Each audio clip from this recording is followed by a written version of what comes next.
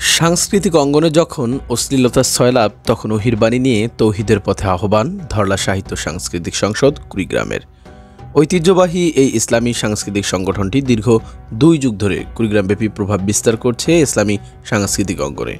সংগঠনের হাত ধরে দীর্ঘ সময়ে কুড়িগ্রামে তৈরি হয়েছে অসংখ্য শিল্পী, আবৃত্তিকার, নাট্যকার, গীতিকার ও সুরকার। আর সেসব শিল্পী, সুধী ও সাংস্কৃতিক কর্মীদের সম্মানে প্রতি বছরের ধারাবাহিকতায় এবারের পবিত্র রমজানেও ইফতার মাহফিল ও সুধী সমাবেশের আয়োজন করে এ সাংস্কৃতিক সংগঠনটি। 24 মার্চ মঙ্গলবার ধরলা সাহিত্য সাংস্কৃতিক সংসদে আয়োজিত এই ইফতার মাহফিলে পরিচালক মোহাম্মদ সেলিম উদ্দিনের সভাপতিত্বে প্রধান অতিথি হিসেবে উপস্থিত ছিলেন সংগঠনটির চেয়ারম্যান জনাব মুকুল হোসেন। বিশেষ অতিথি হিসেবে উপস্থিত ছিলেন ধরলার সম্পাদক জনাব খোকন পাটোয়ারি।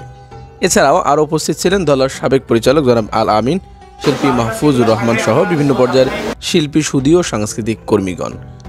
প্রধান অতিথির বক্তব্যে ধরলা সাহিত্য সাংস্কৃতিক সংসদের চেয়ারম্যান জনাব মুকুল হোসেন বলেন, ধরলা শিল্পী গোষ্ঠী এটা দেখা যায় এটা সরকার থেকে নিয়ন্ত্রিত হওয়ার কথা ছিল।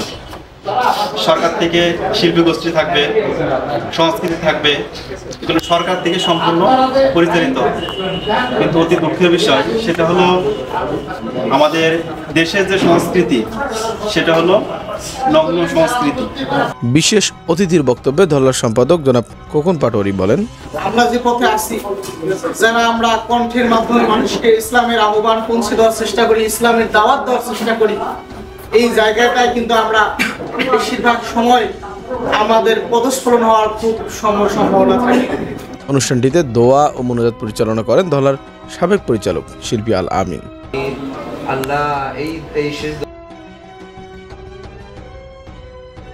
কুড়িগ্রাম সদরের ধরলা শিল্পী গোষ্ঠীর ইফতার মাহফিল ও সুধী সমাবেশ থেকে জুবাইর জিহাদি, উত্তাল বাংলা।